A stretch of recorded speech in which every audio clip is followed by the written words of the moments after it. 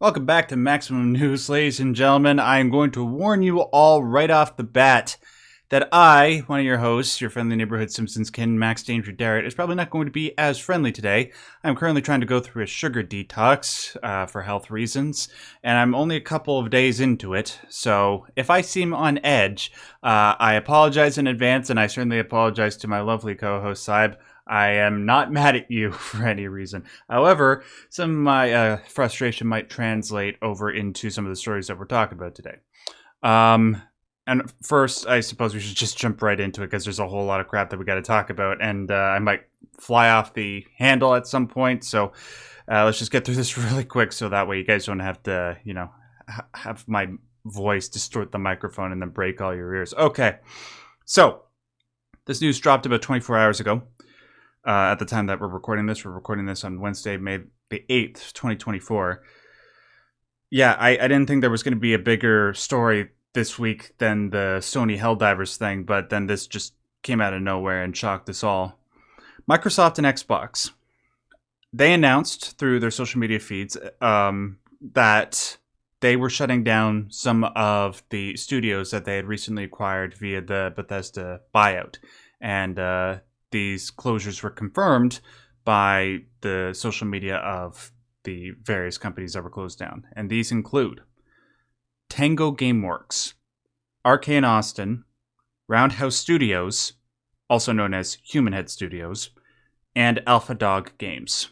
Now, I'll sort of work my way backwards and then up as to, people might not know what games these studios produce, Syb. So Alpha Dog Games, they produce a bunch of iOS and Android games that, unless you're a part of that world, you probably never heard of them. And I'm pretty sure the majority of the people that watch this show probably don't know of them either. Roundhouse Studios, they made Prey 2006. So the original Prey, which is a pretty beloved game. They also made Brink, which is sort of like a generally decent game. They also made one of the worst games ever made with The Quiet Man. Do you remember that? Like that game that was published by Ubisoft where you couldn't hear anything because the guy was deaf. And that really worked out well. And Dungeon Defenders too. So not a bad studio. I mean, I'll always give them credit for Prey 2006. That game was dope. But the two that people are really talking about are sort of surprised by them being, well, one of them they're probably more surprised by than the other. Arcane Austin, they were the ones that made Redfall, the huge failure of a game that came out around this time last year that was all about vampires. And we were aware of all the development hell that it went through behind the scenes, how ZeniMax was really pushing them to make a live service type game when that wasn't really in that studio's DNA, mainly because they had developed before that a game called Prey, another game called Prey, although this is Prey 2017, which aside from the name has nothing to do with Prey 2006. I'll say this though, Prey 2017, Syb, probably, in my opinion, one of the top 10 most underrated games ever made. It's like one of the greatest immersive simulators ever made, right up there with the likes of Deus Ex. And yeah, they didn't really, it was quite clear to me that they had a really talented bunch over there, and they sort of got screwed over by the higher ups telling them to do something that they really didn't want to do, but they did it anyways because they're, that's what you're supposed to do in a corporation, and they got screwed over for it. But I'll get more to my more salacious feelings about this in a second. But the big one that got closed down, that everybody is really, really upset about, and I'm quite upset about, is Tango Gameworks, the studio that was established by the legendary Shinji Mikami, famous for games like Resident Evil. Under Tango Gameworks, they made The Evil Within 1, The Evil Within 2, Ghostwire Tokyo, and the critically acclaimed Hi-Fi Rush, which released last year and was a lot of people's game of the year last year. I will. I'll say this just about these games in particular. The Evil Within 1, Syb, I don't know if you've ever played it, but it is a fantastic game. It's a combination of Resident Evil and Silent Hill. That's exactly what it is. It's the gameplay of Resident Evil with the sort of psychological horror of Silent Hill, and it works out tremendously well. It doesn't reach the highs of either of those franchises in their respective elements, but it's a lovely combination nonetheless. Evil Within 2, still good. I give it like a 6 or a 7 out of 10. It's not up to the par of the original one, but still good. And same thing with Ghostwire Tokyo. It's not like an open world game that you go back and play, but it has such a unique identity. And there's enough charm to it and uniqueness to it that I would recommend people go and check it out, even if it doesn't have sort of the traditional things that people like about open world games. And then obviously Hi-Fi Rush, which I already just praised. This was shocking, not just because a lot of the games that these studios have produced were really, really well received, and I think are just some of the best that we've received in the last decade. But it was also shocking because a lot of the people behind, like the higher ups that are in charge of telling these companies what to do, were saying as recently as under a year ago that these studios were safe. They weren't going anywhere. Microsoft's Matt Booty, the president of Game Content and Studios, he said in June of last year, so like I said, under a year ago, that there were no plans to shut down Arcane Austin because of Redfall and the underperformance of that game and the poor critic reception. And, Pete Hines, who recently retired of Bethesda, he said last September that they weren't planning on quitting Redfall or shutting down Arcane Austin. He said something to the effect of, yeah, just when things don't go well, that doesn't mean that we give up, that we back down or anything. But this continues. Aaron Greenberg, the vice president of Xbox marketing, said publicly that Hi-Fi Rush was a breakout hit for them, a financial hit. They like there were reports by people like Jeff Grubb saying that the game didn't do that well financially. And we should point out that sometimes when these companies or when these people say, "Oh, it wasn't a financial like as good as we wanted," they're saying, "Oh, well, we wanted to make $1 billion off of it, and we only made $900 million off of it." Normally, I wouldn't, quibble about that much, but I showed up at my party with all my work friends, and a bunch of other people from this other company sat down, and were all pointing and laughing at me, going, "You didn't make $1 billion. You didn't make $1 billion. You didn't make $1 billion." And I know that to some people that might sound overzealous coming from Cy, but it's really not that far off. And to back your point up, Cy, sorry to interrupt you, but just Ghostwire Tokyo, it, from what I understood, did better in terms of sales than Hi-Fi Rush. It sold over 4 million copies, and that game came out only a couple years ago. That's better than studios like Remedy with releases like Alan Wake 2, just off the top of my head. But sorry, were you about to say anything else? No. It's just that's the corporate giant company way of thinking, and it's extremely wrong. Yeah. It is extremely wrong, and is so stupid, and you see it almost everywhere you go. Is sooner or later a company will look at a position, they'll look at a function, and they'll say, "Why do we need this? We don't need this." It's like, this guy, he owns a multi-billion-dollar, company, and he shows up one day and he goes, "I just read the reports that we spend, millions and millions and millions of dollars a year on creating these side things. What the hell is this? Why are we spending so much money on this?" He gets really upset, and then he fires all those people. He closes it down. Imagine us, the biggest hot dog agency, hot dog service in the world, with thousands of hot dog locations all over the world. Why would we need to make ketchup and relish and mustard? Oh my goodness, this is so stupid. These condiments, we're not into condiments. We sell hot dogs. And then they, tank because they don't have any condiments on their hot dogs anymore. Yeah. That's the literal definite thinking of this, that Microsoft is, and it's not just Microsoft. You didn't mention that. Yeah, you didn't mention that this week, just a day before this happened, Take-Two has folded up or removed or axed 2 other studios. Oh yeah. Roll 7, and Intercept Games. Intercept Games was making Kerbal Space Program 2. Wait, what? Yeah, yeah. So They Kerbal Space Program 2 isn't happening anymore? Yeah, it's been axed as of like 2 days ago. Oh, And my the Microsoft gosh. news overshadowed this.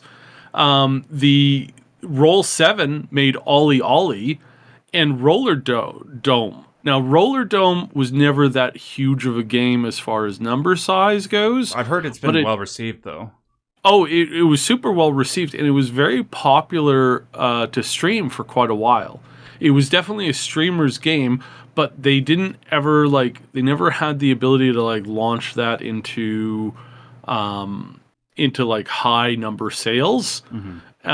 And so it kind of fell flat on its face, despite the fact that it's critically reviewed, very positively spoken of. It's got a very niche community that kind of follows it and does stuff with it. Yeah. And I think that they just didn't have the right marketing. They didn't have nearly enough marketing, but they also didn't have marketing. But how you screw up Kerbal Space Program 2 is so beyond me. And especially when this was done, not because these studios were poorly run or not doing well or anything like that. It's that they weren't doing well enough, and or they just simply needed to make a reduction of 5% in their workforce. So these were the people who were chosen. And again, this is Take-Two, one of the biggest gaming studios in the world. Are they in some kind of red line? Are they going broke? Are they losing hundreds of millions of dollars every month? Well, they are going down, but they do have Grand Theft Auto 6 coming out next year, mm-hmm. which is going to make them more money than Jesus Allah and the King of England combined.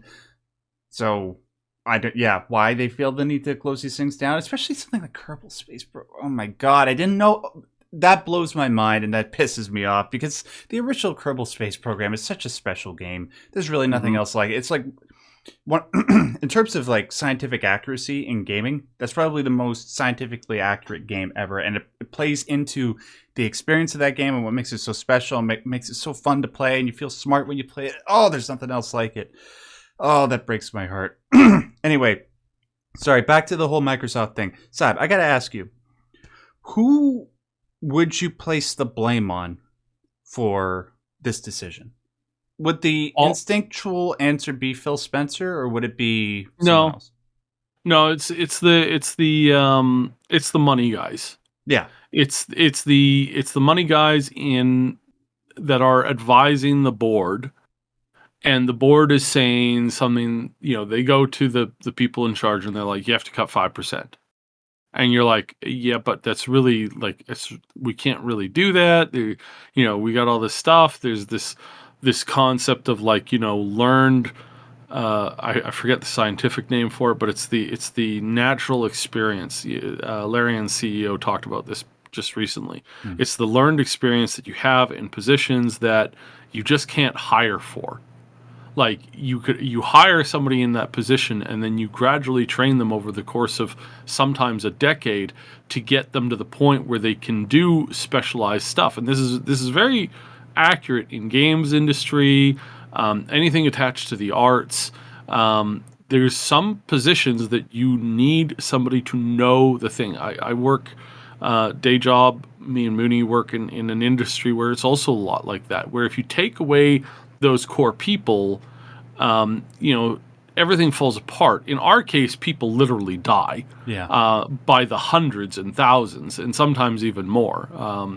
The last time somebody thought, hey, let's do this, over 1,000 people died in a weekend.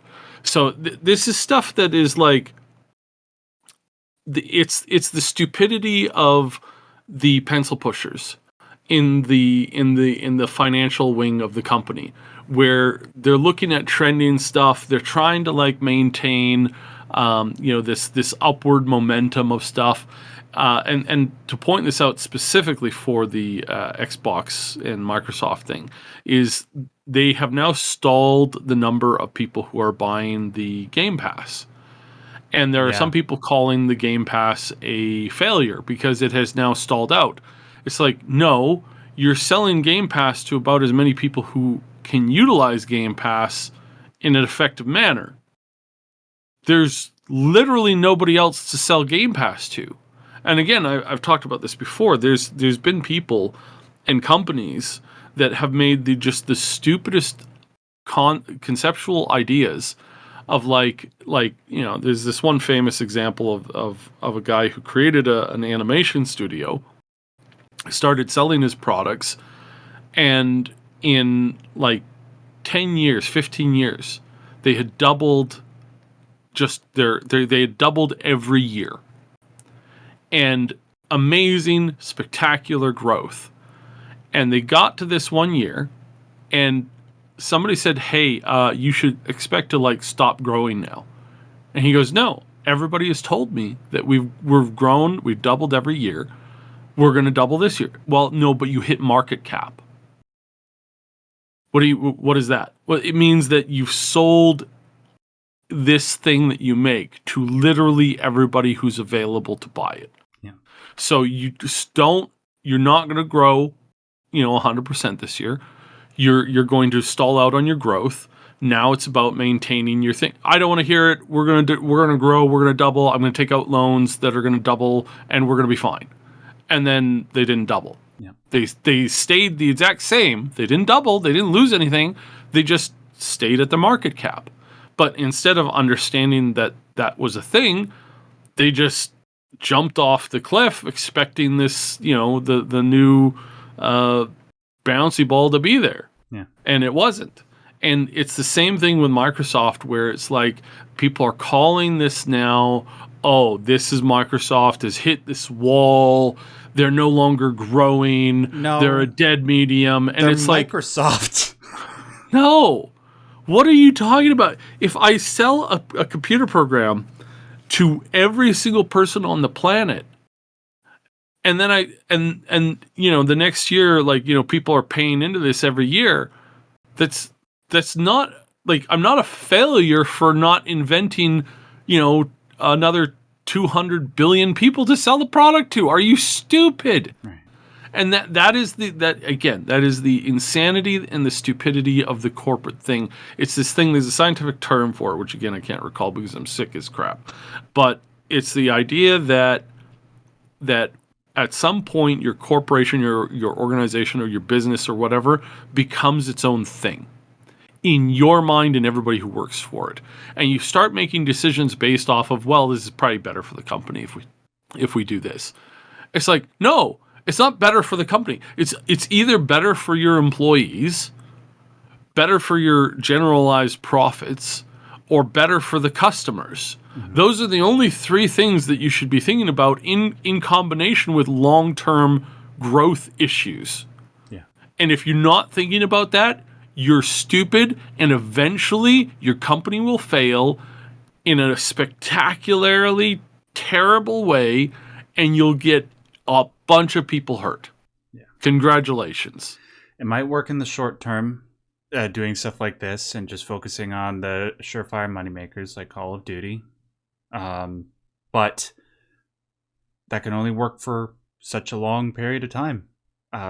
Eventually, the costs of making those games are going to go up, and the ideas are going to run stale, and people are going to want alternatives. And when you don't have the capacity to provide those alternatives to people, then they're going to go to those that do, and your company's going to suffer as a result. Mm-hmm. And in regards to Microsoft and Xbox, they really shot themselves in the foot with Tango Gameworks, because 100%. Yeah. If I was in charge of, like, if I had Phil's ear like a week ago or a month ago, let's go like a month ago, or like right after the Fallout series does so well, I would have said, hey, get Tango Gameworks to make a side game, like a non genre specific to the previous entries in the title game about Fallout. Like, get them to work on anything Fallout related, come out like with a plan of like having it come out in a year or two, maybe have it like aimed for more of the younger generation, that's with the cute graphics that they do. Like, do something Fallout related, because this is a great opportunity to take this award-winning studio that had this award-winning game and immediately put them to work on what's going to be your core IPs going forward. And why? Like, I mean, I'm sure, like, maybe they're doing this with other companies, but this one to me is like, it was such a dumb maneuver. Like, whoever decided that Tango needed to go, I'm sorry, but you don't know what an economy of games looks like. You have no idea what your studios need to produce to maintain a culture of interaction with your customers. You're thinking that every product needs to be the top, selling game of the year. And you're stupid because of that. Absolute idiots. Yeah, and there's no replacing people with good ideas. It's very difficult to replace a team that works well together. And it's quite clear that even though Tango Gameworks weren't the best studio in the business, they could have been if they had the support, if they were able to make one or two more games under the Microsoft umbrella. Same thing with Arcane Austin. They only really made Prey. If they had been able to do what they want and not have ZeniMax mandate that they try to do a live service game, they could have become that new studio. Arcane died about 3 or 4 years ago. Oh, yeah. 70% of the people that worked on Prey were gone. Left. Yeah, because they were told, hey, you guys now have to make this dumb vampire game. Oh, by the way, vampires are trending out. Like, it'll be back at some point in the future. Yeah. It always is.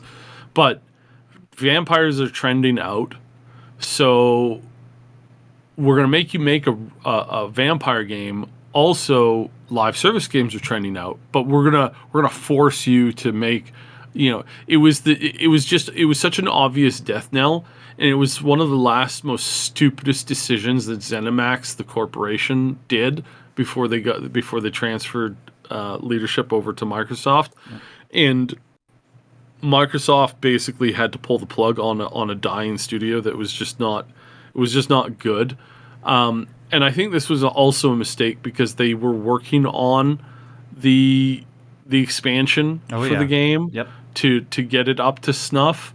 And I would have at that point said, okay, finish up what you're doing, get this out, see how good you can get it, and then at that point we'll put you on a completely different project and maybe kind of retool the studio and reboot it. And I would love to see them do a Fallout like immersive sim. Oh yeah, can you imagine how epic that would be? They could have easily done a bottle episode where you're playing a game, takes place entirely inside the vault. Yeah, that's what I'm thinking. You have some kind of like, you either have to ferret out like one or several different like things that's gonna kill everybody. You gotta ferret out the experiment that Vault-Tec's running. You got to ferret out the spies from Vault-Tec. You got to ferret out the spies from the government because they're in there too from the Enclave and they're doing stuff. And you there's nowhere else for you to go. You're locked in this vault immediately after the bombs fall, and you're trying to make your vault go from something that had was never intended for anybody to be left alive after like a year or two.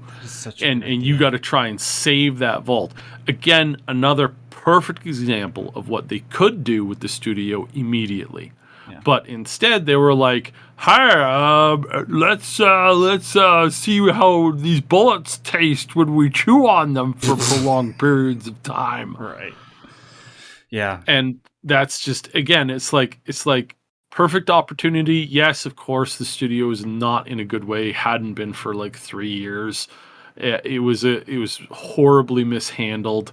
I would have rebooted it most likely in some capacity, but there is absolutely no excuse for the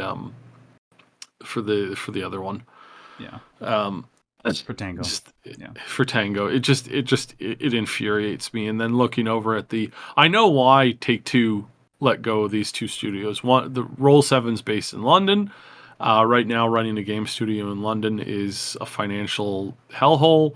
The other one is based in Seattle. Again, trying to run any kind of a studio or a company based out of Seattle is probably a Financial nightmare. Yeah. it's probably it's both a financial nightmare and highly like psychotic. Like you Oh yeah.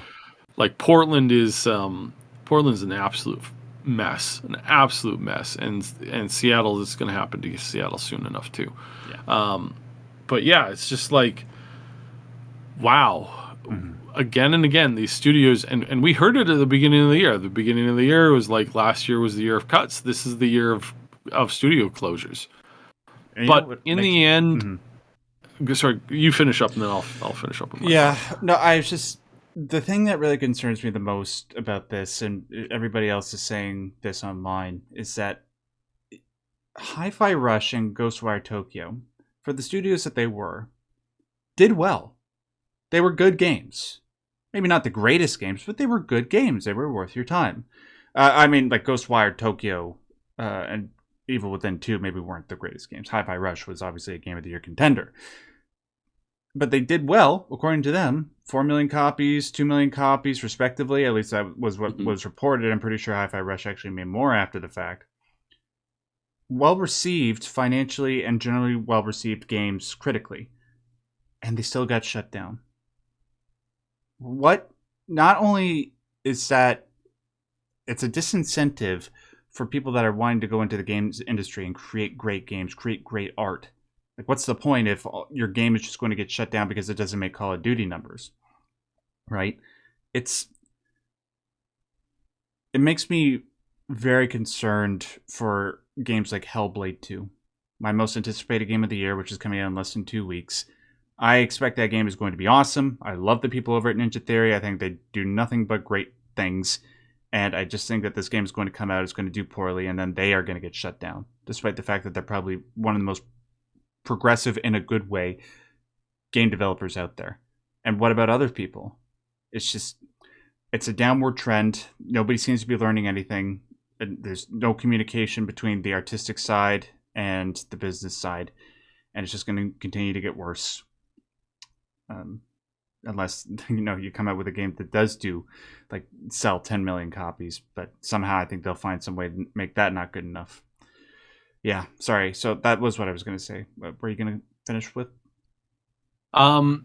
It's not the worst thing that could be happening for games. We're not seeing a crash in gaming as a whole. Gaming as a whole is still growing. And what this says, and what I think people need to take from this, is that y'all need to start building your own studios and not and again, we see this with the next story we're going to cover with the Sony thing. It's like, do not, if you, any way that you can, stay away from being bought and owned by somebody else. Oh dear God, yeah. Okay, I saw the guy, Ori and the Blind Forest. The team behind that, they said the head guy posted on Twitter, like, you guys wonder why we'd never want to be bought out by Microsoft and Xbox? Yeah, this is why. Mm-hmm. Yeah. And smart studios like Larian, they are going to learn how to grow themselves as a single thing. Because if you are wanting to become a studio, if you are wanting to become a good product, stay away from these big people. Like, not only are they not good for you, just generally, it's they most often, they're going to offer you worse terms than a bank would, It's anybody who's like, oh, but I need them to make those big, to get the big numbers and stuff like that. It's like, no, you're not gonna be growing properly if you do this. You got to grow in a better direction, in a better way, away from this kind of stuff, because this is just mentally incompetent, and you're going to be you and your studio, your friends, everybody who you've hired, they're all going to suffer because of this. So please don't do this. Yeah. Yep. And just we have this as a separate story, but this sort of connects pretty well to everything that we're talking about because it is taking place under the Xbox brand. Perfect Dark. That's still a thing, apparently. It was announced, like 4 years ago? And we're still waiting to hear anything concrete about it. We've heard plenty, well, not plenty, but like a decent amount about Fable, but still have yet to hear anything about Perfect Dark. But we've heard some rumblings from behind the scenes. Is it from, what's his name, Jeff Grubb? Or someone else? Yeah, no. He's usually the person talking about this kind of stuff. Oh, okay. So, yeah, what's been going on with Perfect Dark? So it is. I need to preface this with it's a lot of rumors. Yeah. Meaning that you can't quite trust the claims because we don't know exactly where this is because this is coming from a lot of different directions. And basically, so this game was announced, 2020? Yeah, I think so, yep. And this was rumored to be one of the first, quadruple A games? Quadruple. Yeah, that's what the first quadruple A game before the amazing, immaculate Ubisoft released their epic that everybody here has obviously already played for hours, hundreds of hours. Yeah, totally not a downgrade from Assassin's Creed 4. Yeah, that beautiful game where you pilot a ship on the open ocean and it's beautiful and gorgeous and everybody loves it. Yeah. We're joking, of course, because it's the one of the dumbest games that have ever. Yeah. Anyways, this is supposed to be one of the first actual quadruple A games coming from Microsoft. They've rumored to put like over $1 billion into this. It is apparently supposed to just change the way that gaming is and all this kind of stuff. What? $1 billion? That were the rumors. It was never none of this stuff has ever been like confirmed. Okay, but so there are no. This is important. Okay, just for people to have some context. Star Citizen, from what I recall, is the most officially expensive game to ever be in production, and that's like just over $500,000. And No, it's gone way more. Well, it's not $1 billion though. From what I understand, the only game that I think has been credibly described as having $1 billion budget is Grand Theft Auto 6. And you're telling me that Perfect Dark has $1 billion budget? That's what you're telling me. That's nuts. Like that is world-changing crap. It's the rumor. It's the rumor. I don't buy it. There's other rumors going on. This one has been like I confirmed this with like 8 different people. So there was this original story came out. I can't remember who led with it, but it was that the average game not the average, but the headliner game development that Microsoft was working on were now games that were looking like they would be a 10-year project for it to get released. So they're literally working on it for 10 years before they release it.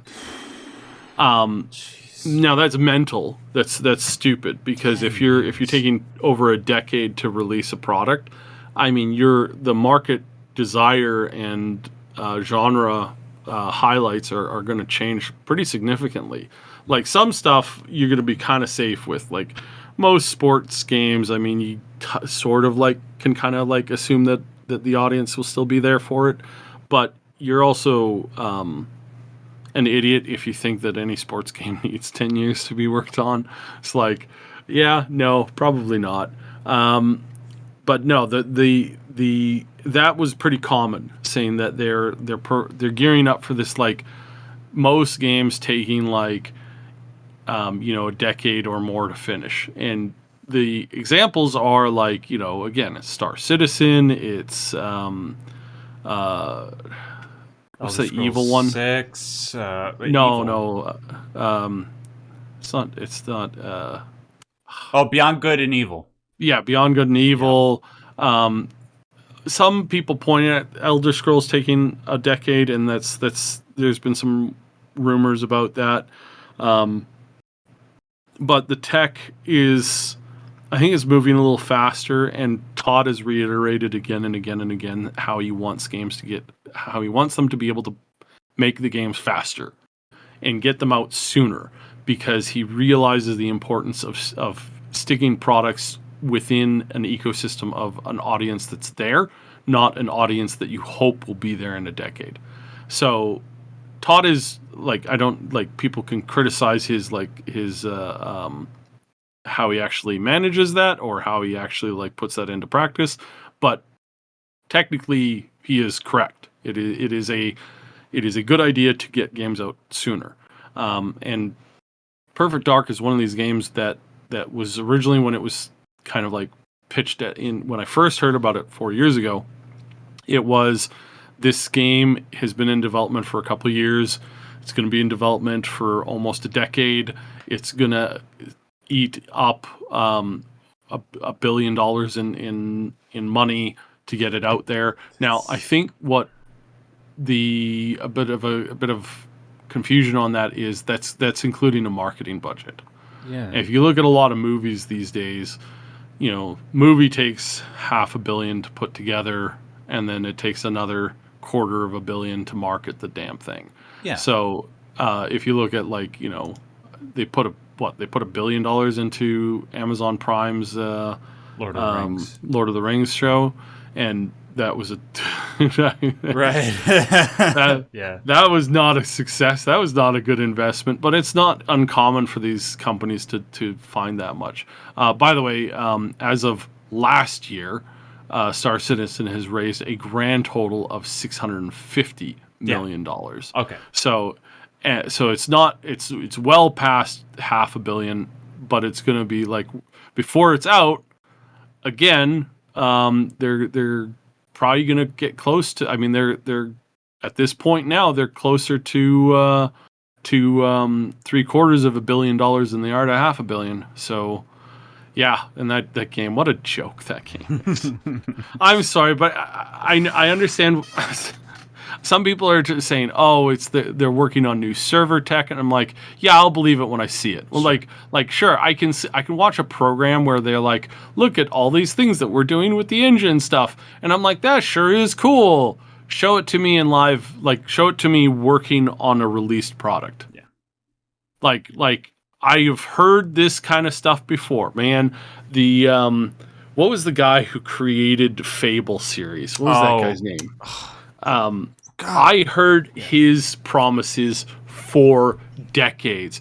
Oh, we've got the ability to compress data down to a micro percentage of what its original size is, including video, which is going to be so amazing. Never saw any of that stuff. That was so full of horse doo-doo. Remember that Milo thing for the Xbox Kinect? Like that Milo demo where he's trying to make it seem like you could talk to this kid and he has fully developed AI.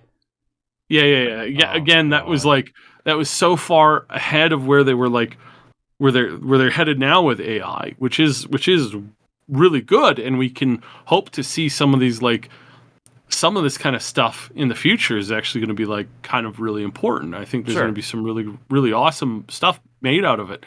But a lot of those promises are stop talking about them and just get it to work on a product. And then give me that product and say. So everything that Star Citizen claims that it's making, that it's coming up with, that it's going to be able to do, it's right, sure. Again, show me an actual proof of you, because otherwise I don't believe it. At this point, it's they're sitting on this golden goose, and I think releasing the game is something that they never want to actually do, because between end of last year when they raised $644 million to now they've raised $676 million as of April. It's this thing is just printing money for them, and if they have even 100 million of that in some kind of bank somewhere, making them at least 5%, they're never going to run out of money. They're never going to run out of money. I anticipate in 50 years we're going to be how are Star Citizen's now entering its 97th beta trial? It's going to be great, everybody. Yeah. But it's these big mega projects Perfect Dark and this one. And right now, we currently don't actually know where they're at. There's a lot of rumors that can go around. A lot of people can say, "Oh yeah, it's in development hell." We don't know that. We don't know that it's not in development hell. We just have no information on it because there's not enough public out there to speak about. Um, these rumors themselves, very, very, very, very minor rumors that are not backed with anything. Some people are saying it's just a big mess. And it's like, well, it sounds like it's a big mess, but I would literally describe pretty much every major game a few years before they came out to be like that. It's always a big mess, and Well, it's a matter of getting it finalized. there's a So, difference between a game that costs less than $100 million, a big mess, and a game mhm. that costs supposedly $500 million plus marketing to upwards of $1 billion budget mess. Right. Yeah. I still have a hard time like, what the hell would they do with something like Perfect Dark where they would feel the need to spend that kind of dough? I have no idea. Like, maybe are they doing something to the scope of a hypothetical Beyond Good and Evil 2? I don't know. It just, yeah, it baffles me. But hopefully we'll see something within. If I don't see something at this year's E3, like whatever we want to call it, the E3 period, even though it's not Yeah. E3 anymore. The Summer Games Fest. Yeah, the Summer Games basically. Fest. Sure, let's call it that. This year or next, then yeah, I'm just gonna take those rumors as gospel because it just seems to be the case. All right, we've already been talking about this for 41 minutes. It's absolutely cray cray over at Microsoft right now. I don't think I need to convince any of you more about that. And sorry for all the bad news, but we're going to conclude on some good news. And this is still a pretty big topic. So, yeah, it's probably going to take us the next 25 minutes. So, Sybe, victory for gamers over the corporate overlords. Even though things might suck over at Microsoft right now, they push back. Helldivers 2 has inspired hundreds of thousands of video gamers to push back in a quite epic way. So why don't you recap what happened over the past week? So and I gotta call this out. It's like none of these companies are good. Like, Oh yeah, I celebrated Microsoft buying Bethesda because you were getting it away from the dude who interned for Satan, right? right. I prefer if if Bethesda was its own thing, headed up by the people who actually, like all studios, I wish were headed up by people who were passionate and smart and intelligent about their studio and intelligent about their games. I wish that Sven from Larian, I wish we could just like clone him and then put him at the top of like all of these companies and then just remove their corporate overlords. He's 1 in a billion. Yeah, unfortunately so. But just generally, you have to remember that Microsoft is not your friend. Take-Two is not your friend. Sony is definitely not your friend. Sony sold a game that they knew internally, 100%, that they were going to force people to create a PSN account for. Yeah. They knew that going into the project, 100%. Everybody has confirmed this. The CEO of Arrowhead confirmed this. A bunch of other people, the community manager over at Arrowhead, who's now fired, they all knew this going into the launch of their game, and they removed it. They removed the PSN account linking temporarily to kind of like make the game work, because that was not making the game work. It was literally not making, nobody could get into the game. So they cut it. They killed it, and they said, yeah, we can't do this. Right. And Sony was like, yeah, okay, sure, fine. Actually, you know what? This is probably better for us because you're making a lot of sales in countries where we don't have the ability to, let people make a PSN account. What do you mean? Well, there's a lot of countries in the world that are not legally allowed to create a PSN account. The only way you can have a PSN account in those countries is by using a VPN and creating and lying on your, when you create the account, which is also which is also breaking the terms of service, so that you can play the game, so that you can actually buy and play the game. And this created a bunch of other headaches. And again, it's like these aren't just small countries. This is like Ukraine, right? It's like, so it's a big country, lots of people. Tons of Asian countries, you can't create a PSN account. And again, they said, all right, go ahead, sell the game to these people, and then in like a couple months, we're just going to flick the switch, and then all those people won't be able to play the game anymore, and we'll have gotten their money. And then that will force them, if they want to continue to play the game, to create a new account, buy the game again, and we'll have even more money. It's the most scumbag maneuver that most of these studios can create these days on a wide, like as a wide net effect, right? Casting a wide net. Yeah. It's just this like, nobody will notice, nobody will care. We're going to make so much money. It's going to be so funny. Ha ha ha ha ha. And it's like, right. Whoever came up with this is a vile person who does not understand the basics of like how to actually grow a company. You can make a lot of money by doing this, but you're not anything better than a scammer who is scamming people intentionally for money. You are ruining people's lives and their financial capability by doing this. It's absolutely pathetic, and it's very, very vile. So yeah, congratulations. Now, the community pushed back on this. They said, no, we don't want this. I saw a bunch of these Sony fanboy like people making memes and jokes about, oh, well, you can't, you'll make an account here and there and all these other places, but you want to make an account with PSN, you're clearly double standards. It's like, no, that's idiots. That's not the main point of this. The main point is the point that I just covered about how Sony knew that they were selling the product to people who could not play under their rules, and that they would then have to break the rules. But that's actually really super common. Like there's a bunch of games. The PUBG is a great example of this. PUBG sells thousands and thousands and thousands of copies of their games to hackers that they know are going to hack the game.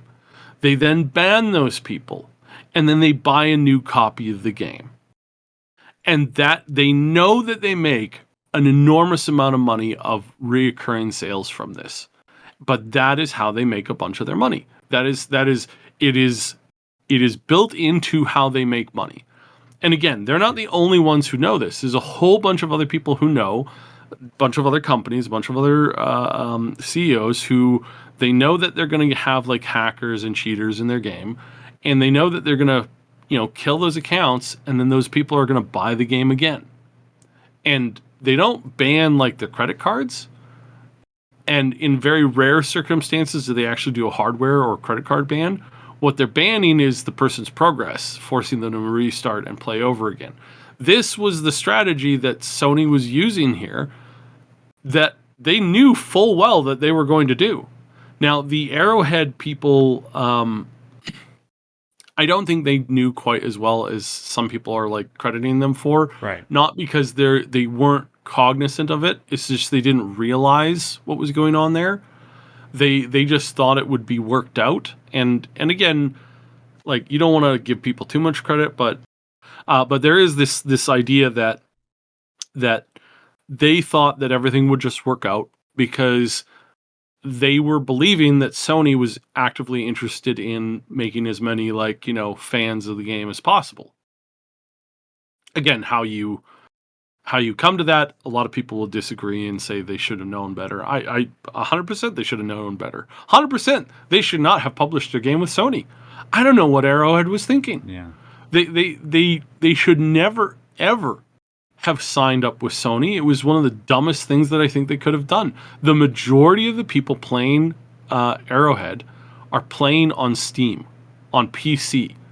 There's a very minor number of people. It's at last I heard it was like 5 to 10% are actually playing on the console. Really? Wow. Okay. Yeah, that's the rumor. Again, rumor, unverified, but I've heard that, and it's not just me saying this. I was doing a whole bunch of videos today, looking at a whole bunch of videos today, and people like Bellular, Mr. Matty, a couple others, they're all kind of more or less in agreement that they heard, that they know that from inside sources, the majority of the players playing this game are on PC. Very few of them are actually playing on console. It is not a big console hit. It is a majority hit on the Steam. To launch a Steam game, it takes like 10 minutes. It's literally like, here's a bunch of paperwork you got to fill out. Here's a bunch of other things that you have to agree to. Here's some legal stuff that you have to agree to. Boom, done, game's up. And Sony did not do a good job of advertising this game. I didn't hear a thing about this game until after it was out. Yeah. And the majority of what I heard from it was coming from like viral, like word of mouth. There's people in our community saying this game is great. At no point have I ever seen an ad for this on any of my, like on nothing that I've ever used. I've never seen an ad for Helldivers. The only time I have seen it is in viral marketing, and, you know, people creating videos about it, that kind of stuff. I haven't seen an actual advertisement for it. I fit the record. I search. You don't have any idea how many times I search like third-person shooter.